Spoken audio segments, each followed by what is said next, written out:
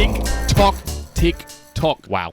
Folks, welcome back to another edition of the Musings. Rainy Musings. Rainy Musings out here in Brisbane. It's been raining for the last 2 weeks, I'd say. 10 days, whatever it may be. Yeah, it's been raining. Period. There's been lots of mushrooms on the grounds. Yeah, lots of mushrooms. I've been actually tempted to eat them. Yeah.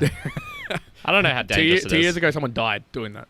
So just try it out. Pussy. Yeah. So mere mortals will be one person from next month who's going to eat the fucking mushroom. Today, I want to be talking about difference between time management and energy management. I think I've touched on this a few times. I want to go a little bit deeper on the musings and the learnings of the week that's been, and the importance of good sleep. Because there was some bad sleep that happened a little while ago. Yeah.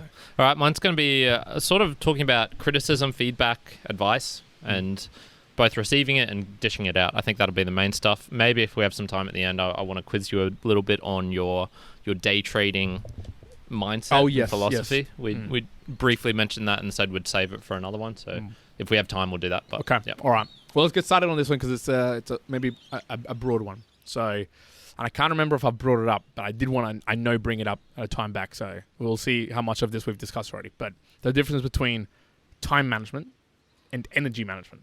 So I heard it a long while back, and I kind of played around with the idea and whatnot.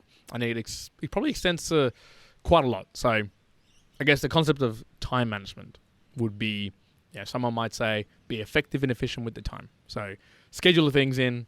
If you're going to go and work out, put it effectively. You're going to only do this for an hour. Then you're going to do this for half an hour. Then you're going to go work for 6 hours. You're going to use the Pomodoro technique. So you're going to do 25 minutes here, 10 minutes of rest, 25 minutes again.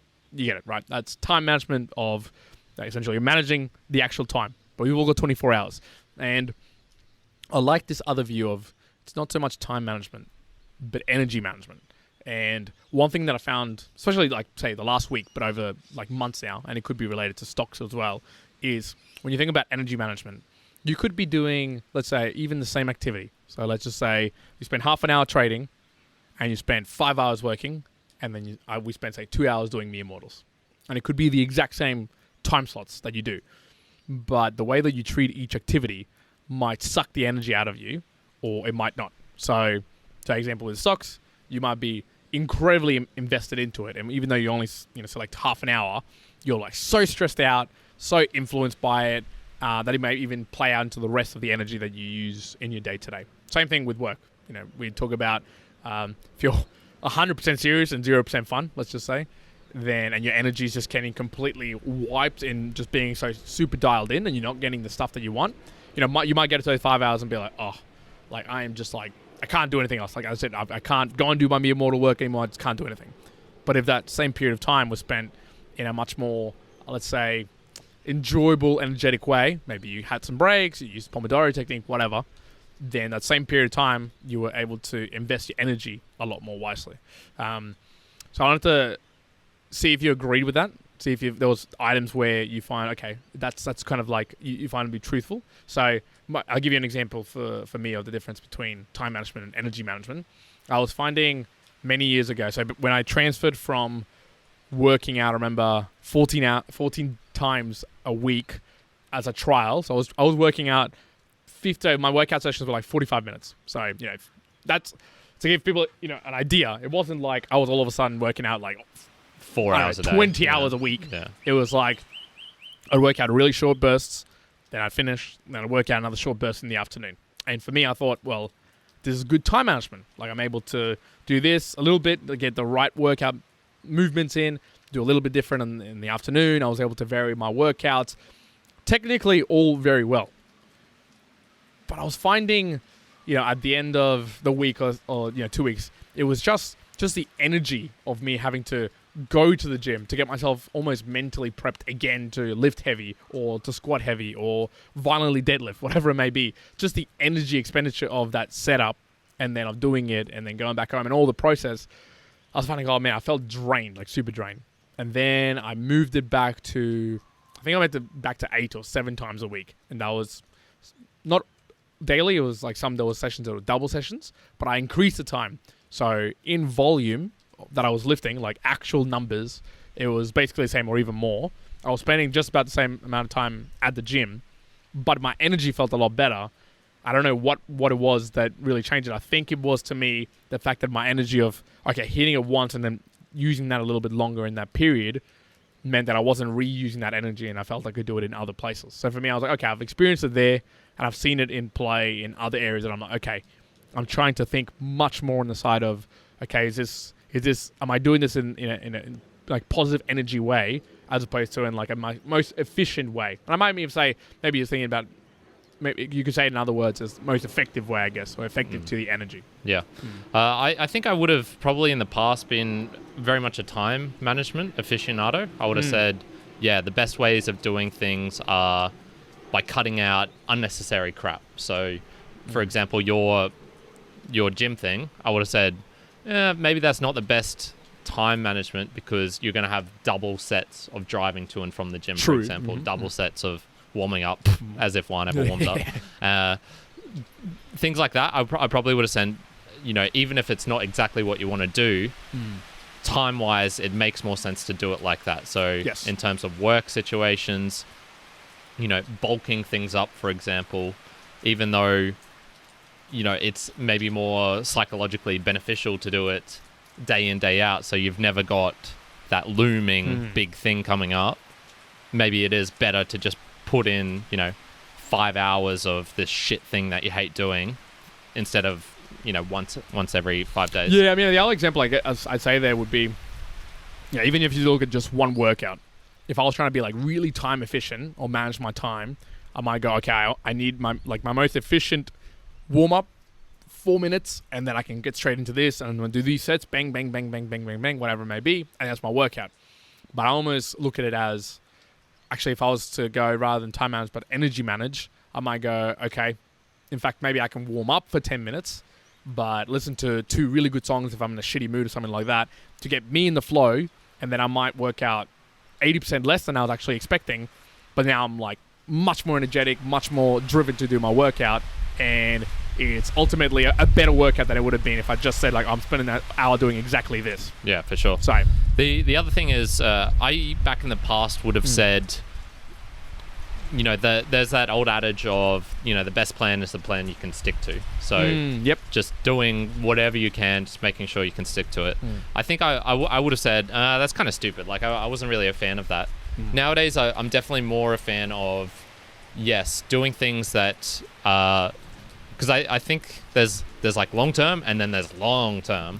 So I could be time efficient, like time conscious for maybe a couple of years, but I think that becomes really draining after a while. So for example, my workouts, I used to be pretty strict with how long I would go for a workout, and especially how long I would take in between rest sets, in particular those. So I would be usually nailing them down to like an hour and a half, let's just say.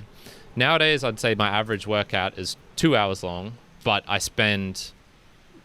probably do about the same amount of moves or exercises in total. So I would say I've become less time efficient, but energy-wise, I really enjoy going to workouts. Like when I go there, there's no time pressure on me to get things done. I can sort of, do things that are a little bit out of the way. I can be on Instagram replying to some stuff. I can be doing the notes for one of these sessions. I can be looking at my monthly goals and seeing, maybe I can plan this in at this time. So I think that one of the things about energy management as well is also you could maybe say it like mindset management or interchangeable there. In the sense of doing things that, because I don't know, for me, I just always find if I'm trying to be real time efficient, it stresses me out. It stresses me out tons. Even if it's something I enjoy doing, like workouts, if I'm being real time efficient for those, it just plays with your mind as well. It can play with your mind when you're trying to be time efficient. One of the ones that I was thinking about was Gary Vee. So Gary Vee, I listened to something just very, very recently, and it was talking about his other company that he sold now. And so before I get into what he was saying there, it was this, again, principle that I saw was, okay, Gary Vee's not so much a person that time manages, because he'll often, be replying to people on Twitter. he'll be replying to people on Instagram. Trying out a new social app that and goes that might not be nowhere. him. That might be, say, other people replying. But yeah, he himself might try a random app for 8 hours a day just to be like, okay, well, what does this mean? What does that do? And it's like, okay, well, that's not being time efficient at all, time effective.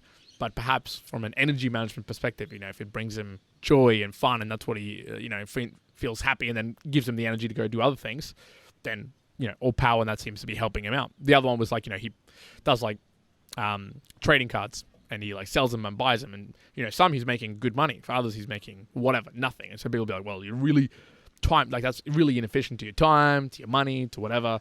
But for him, I guess that gives him that such a positive energy that he's just going to do it no matter what. And that state of mind, I guess, that mindset manipulation, or the ability to maintain your mind, if you've got that sort of joy that you're letting yourself go, oh yes, this is good, then it'll translate to everything else you're doing in life. But no, so this was an interesting thing. I didn't realize, I didn't even see it this way, but when you look at it, I was like, oh wow. So Gary Vee, he started VaynerMedia like 13 years ago or something like that, a long time. And he's been doing wines through, I think he helped his dad build his wine business from $3 million to $60 million. Then he went and did his own thing. But basically he sold Empathy Wines, which, if I'm not mistaken, was not exactly his dad's business, but it was another business that he set up for wine selling through text messaging, and it's like a subscription basis. But he sold it for a 9-figure sum to somebody else, right? And the people were asking him like, oh, how, when setting all that up, how did you do it in terms of, did you get someone else to do it? And he's like, no, I've already had it like planned out in my mind from 10 years ago that I was going to build this sort of company so that I could create these sort of apps to then be able to do this. And then for him, he's like, oh, I already can see like, when I'm 50 to 65, that's going to be when I'm doing my really interesting, cool stuff. And I almost, at the face of it, it kind of sounds like time management, but to me, I was like, oh, that doesn't, sure, there might be some, scheduling of things, but he was also then talking about the minutia of like the day to day. And it almost sounded like, he was just managing like where's he going to be excited to have podcast interviews with people. So he doesn't really choose, oh, I'm going to go there to have this conversation because it's going to be the most benefit to me, or like, if I spend an hour here, I'm going to get X sales. It's more like, oh, I'm going to go this because I feel really passionate about talking about it. It's going to make you happy. It seems good for my energy. Go and do that. So I don't know. I've just seen, obviously that's one example, but I feel like there's lots of examples there where you can be like, okay, that seems to be a good state of play. Maybe not always. Maybe I wouldn't say this if, I don't know, maybe you're studying for like the GMAT or something else, where you might have to be like, okay, you need to sit here and study this. I would say for this amount of time. I would say 4 years and longer. That's sort of my thing. Okay. I think I could sort of be in that time efficient management mode for maybe that long, for maybe not all the time, but for a certain thing. But if you keep going in that way, it does get stale. And that's probably one of the reasons why he does that's the reason he says he does the trading and all that stupid stuff, which, it's not making him money. It's not doing these things. No, he's doing it because that's what brings him joy and happiness, and people feed off joy and happiness. If he was being sulky, real, sad, and serious, 80% serious all the time, yeah, on all his various shows, people would start to tune out because it's like, man, I don't care about this. Yeah, well, you wouldn't think of him as Gary Vee if it was the case. Yeah, for sure. Although that being said, I have seen a recent video of a guy being a little bit critical of his hyping up of the Pokemon cards, and more just sort of like a little bit of irresponsibility and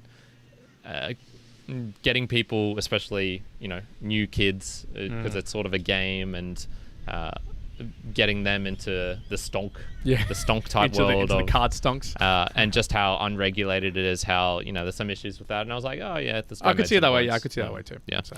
All right, so I'm going to talk a little bit about accepting criticism, feedback, and advice. So one of my monthly goals was to give some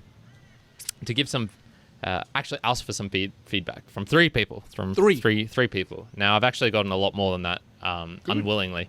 Manifestation, man. I'm telling you. You're manifesting people to give you feedback. Dude, I hate when this happens because it goes against what you it goes against what I'm pretty firmly disbelieve. But we didn't get basically any feedback forever, and then just recently, one of the new people I shouted out, never interacted with this dude before, Maddie from the Astro League podcast, starts sending me all these voicemails, and he's like, "Yeah, man, just listen to some of yours. Like, here's a couple of tips," and Damn. gave us way more detailed feedback than we've ever had. Manifesting. So yeah, Manifesting it, mate. Oh. I I would almost say though it's less manifesting. I'd say it's more, one of those things where when you start focusing on something, all of a sudden it starts appearing everywhere. So I think it's a combo of I'm focusing on it, so it's appearing. Because it's on my mind, I might have said a couple of words differently in the voice message I sent to him. The way I replied to him might have been slightly different, which then prompted the convo to go further, and all those subtle things. So I was going to say, what are your personal rules? So let's start with, I suppose, accepting. What do you consider valid criticism, advice, feedback, and what would you say is I can ignore this, and put it in whatever realm you want, the personal, in the work life, and I'll say in every it'd be different. I think I'll split it to if it's personal and if it was professional. So I think if it's personal, I'd go down the path of I'd expect it to be rational and to be a why behind it. So if there's whatever you want, a complaint, feedback, even if it's coming from a bad place, even if it's something like someone's super annoyed, if I can see that there's some rationality and there's a why behind it, because you might not understand it, but if it sounds rational to a logical mind, then I was like, okay, that's fine. I might not agree with it, but I understand it. You can accept it. You might not do anything for it, but I'd say it's got to be rational and there's got to be a why behind it. I think when it comes to the professional sense, I might forego the rationality because there's some truly irrational people that I've met in a lot of my working life, and I'd say in the working side, you might not know what you don't know, really, really, badly. More even so than personally. I think with personal stuff, sure, you might, someone might say, hey, I don't know, you shouldn't just be spitting at me and, spinning on a circle. And unless you're a psycho, you might be able to come to grasp and be like, oh, okay, yeah, maybe I see why probably I shouldn't be doing that. In the professional sense, you might not know what rational means in some cases. If someone says, hey, you almost put, the wrong C3 tube down this thing and it'll blow up the side of the mountain. You might think you don't know. If to you it sounds rational, you might still be wrong because you don't know what you don't know there. But as long as they had a why, so my thing would just be if they have a why behind it and then just pulling it out their ass, then I'll go, okay. But they've also got to be something that's semi-trustworthy. So if it's, an absolute new joiner and they say, I'm about to submit the tender that's due today, and they say, no, you can't. And they say, why? And they'll be like, well, my mum told me it's not good to do it on. It's it's the wrong day to do it on. I might not listen to the new joiner. Yeah. So, yeah. What about you? So in terms of accepting it, I think I'm probably a little bit more. I probably wouldn't separate it into personal and professional. I think, for me, either of those, I think I'm sort of sensitive enough that either of those would hit home more than plenty. So if I do shit work at work, and here's a prime example. One of the times I was right new to the job, and you had to print out these mud maps, and you'd send these mud maps. So it's basically instructions, like a little diagram, and then instructions that you send out to the people on the crew to what to do on the weekend when you're away, essentially. And I think on one of these, I was saying, oh yeah, there's a bunch of topsoil piles. Can you please move these to wherever? And I got so I was maybe 2-3 months into the job. And so I got feedback from one of my colleagues and was like, look, man, it's kind of a little bit unprofessional to say there's a bunch of piles. You should maybe say, move these topsoil piles, or list the number that there was, and give some more precise instructions, because you didn't say where to take it to. So they just took it to this random place, and it ended up fucking up. And, technically that's something that should be reported to the environmental agency and all this stuff. And that, if the environment agency is currently listening, this is not Karen who just said this. And that hit hard enough for me to be initially, I probably couldn't separate that from someone coming up to me and saying, hey man, your hair's getting kind of thin at the back there. You should get rid of it. You should. Both of them hit hard. Yeah. Both of them would sort of equally hit hard to me. Maybe one a little bit more than the other. Probably the hair one, because it's maybe something I knew about from a long time ago and whatnot. So no, I look more at I think the motivation of the person and the spirit it was done in more than anything else. So if I'm asking for it and I'm getting it back, like that's sort of like all bets are off. Whatever they say, because I'm asking for it. Oh yeah. Yep. Whatever they say to me, I have to take it. Don't be a douche, and if you say like, please give me any feedback, bad feedback, and then they give you bad feedback, and then you arc up, like, don't be an idiot. Obvious. Don't do that. I think that's an obvious one, but God, I've seen that happen a couple of times as well. If it's sort of unsolicited, I try and take into the character more of the character of the person and more than anything else. So if I sort of think that, potentially they don't like me, potentially this, potentially that, I'll probably, either give more weighting or give less weighting to their advice due to that. So that's probably my acceptance. Other than that, man, I think I'm pretty accepting of whatever. I even though I said like I'm sensitive and I feel it, I also don't try and feel it too hard. Like I actually make a sort of like separation, being like, oh, okay, they're talking about my hair here. Okay, well, they're not talking about me as a whole. It's like just one part of my appearance or whatever. Yeah, I think the next stage, and I'm not by no means there, although I've experienced it once or twice, which feels nice, is to be the point where someone gives you feedback and you're like truthfully, whether it's good or bad, you're truthfully happy that the feedback came. So whether it was say hair, and you kind of felt it in the sense of, wow, I'm really glad this person told me that, because they obviously they're either sharing that because they're trying to be, maybe they're not trying to be nice, but they're trying to help me because I shouldn't have that. Or if someone says, oh, that PowerPoint slide that you did, the titles were really small and you couldn't see it. At the time, you might think it's like, oh, they're assholes and they have terrible slides. But there might be truth in that. And the truth is, that might be actually helping you out, and having that mindset of like, that's going to help me out. Like, good. I welcome that feedback, even if it feels like it's shitty feedback. But yeah, I think for me, if it's irrational, if someone just came to you and, I don't know, you have a PowerPoint slide and they're like, mate, this better be the brightest red transparent slide I've ever seen, or something stupid, I'd be like, okay, I'm not listening to you. I'm just going to do what I've got, my past intuitions and thoughts and experiences. There's another one which I'm not sure if this is advice or feedback or criticism, but there's a couple of things that just stick in my mind I'm not sure if they are still deep psychologically affecting me. Sometimes they'll pop up, like it popped up just then, so I'll describe this one. I was in high school, and basically in our high school, it was sort of like you can maybe see on here. It's like wide pathways, but they have these metal poles. Yep, those exact metal poles. And sometimes just in certain breaks, everyone would be coming down from the library, or everyone would be going up to certain ways. And if you're at one end and needing to go to the other, you can be fighting against a crowd. Now, you can easily step out onto the grass, but who wants to be walking out on the grass like a loser? No one wants to. No one. So one time, I remember walking, I was fighting up against everyone. We were walking up to the library. So not only did I have the crowd coming down at me, it was a slope downward, so I had the disadvantage of fighting uphill. But I also on this day had a lot of books in my bag for some reason. So I had a real bulky bag. Yeah, it's heavy. Practicing for special forces. Well done. Yeah. So young age. I think I was in grade 9, and I just remember I'd sort of like stepped as far to the right as I can. And you know how you can sort of like duck into a pole and then sort of like quickly, like there's space here because no one wants to be walking in that area.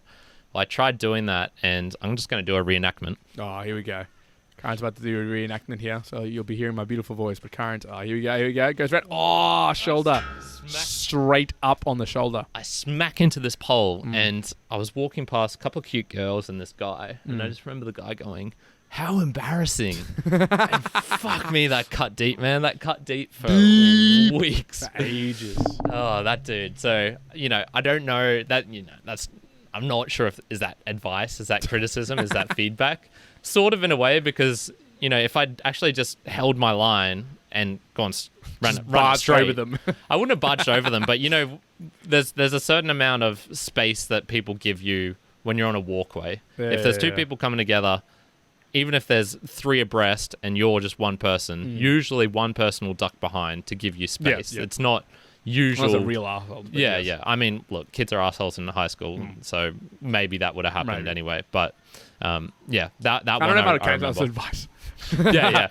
Not really. This is me just rambling a little bit. Yeah. Okay, well, what about giving? Okay, so giving advice. I I think number one is I'll only give positive feedback unless all feedback or especially negative feedback is asked for. So if I come across a shit podcast, I'm not going to shout them out and be like, hey, wow, I found this really annoying. I found this dating podcast from these two girls to be the most inane bullshit I've ever heard. Yep. No, I'm going to say Nothing. either if it like crosses a certain barrier of I got something from it, I'll just say that good thing. Otherwise, nothing. It's going to skip. Yep.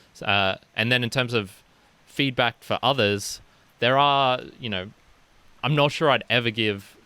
Would you ever give negative feedback that's Unprompted. not asked for? Yes. Yes. Yeah. So I think this is what I was So gonna say. what are the circumstances I you'd do that? I was trying to see if I split it again between work and personal, but you almost don't hit that. I think I would say yes. I would not give advice that was unprompted in the general sense, but I would if I saw directly that it was affecting other people that matter in the equation. So I'm not going to go to someone, let's say, if I see someone who's annoying the local school kids playing basketball at a random suburb, I'm not going to go and be like, hey, you should stop that to annoy... I know. I'm going to stay out of it. That's not in my world. If someone knows me personally, they can go and deal with that or give that advice. But, like, I guess an example would be, in a work context, there was someone who was not on my team, but they were in a nearby team. And I myself supervised some people who were in that team as like in a separate sense to the normal work through where I worked. And they were telling me of, just the inability of this person to be able to work, to actually structure people, to lead people. It was pretty terrible. So then I, unprompted, had a conversation with that individual to say, hey, look, I've got people who I supervise in this team and they're mentioning these things to me. So I'm not like, I want to help you out and share with you, like, what's going on? Is there issues? Can I help you out? Because I'm hearing these bad things. So that's kind of the unprompted place I'd say that you could go. I got in trouble for that day. Oh, really? So this is interesting. I got in trouble because that person then went up to senior management and was like, ooh, this person gave me feedback. And we were at the same level. And this person gave me feedback. So I was like, mate. So yeah, unprompted only when it affects some direct individuals who I've also got influence or I'm in my meaningful circle, I guess. But if it isn't, then no, I'm probably going to step away. If it's the same thing with a podcast, something like that. So yeah, for I sure. see that it's getting dark in the video. I was saying, like, there's a couple more things I'd like to talk about, but it's getting to the point where it's dark, so these can wait for another one. That's true. So do you want to give me your mere mortal moment? So my mere mortal moment, folks, is think less about time and more about energy. Nice. Yep. Very applicable to what you're talking about. Mine is, watch your mouth, or I might just say something nice about you. Ooh. Yeah. So, you can say whatever you want, and if I don't know you, I'm not going to call you out for being a wanker. Unless, look, there's probably getting onto the second part where I was going to say maybe there's some real egregious things that need calling out. But sometimes there's some egregious things. That's for the next musings. Okay. For the next Folks, ones. if people want to get a little bit more advice, maybe from the mere mortals, not that we're giving it out, but we're having conversations with people. We're having interviews. Yeah, it's more spreading it. Like I'm not giving it to you in particular. Yeah, unless it's kind of you like a ask me for it. virus. Like it's not like we're directly injecting you with something, but we're spitting at you. Like Yes. we're sneezing, and you might get our virus, the mere mortal virus. How can people join in with the virus party? Mate, you can jump on wherever you're going. Podcasting platforms are good if you want to just hear the audio. Probably do it for this one. Like, I mean, you're already listening, whatever. But it's getting dark. It's getting dark here. I'm not sure. Yeah, it's getting dark. If you look at the video, you're about to lose us, and as this rain starts hammering down. Yeah, yep. So you might see the camera fall over. Yeah. So, so that would be pretty funny. Yeah. But you can find us obviously everywhere. All the podcasting platforms. YouTube's our main one. If you could leave us a nice review on iTunes for either the book reviews or for the Standard Mere Mortals channels, I would very, very much appreciate it. That sort of advice. I'm asking for it. You can leave negative advice. 1 star, 2 stars, 5 stars, whatever's good. Just be honest, be truthful, be rational, logical, and give me a why. Yes. Give me a why. Folks, that's it. Mere Mortals, one out. Current out. Bang, bang, bang.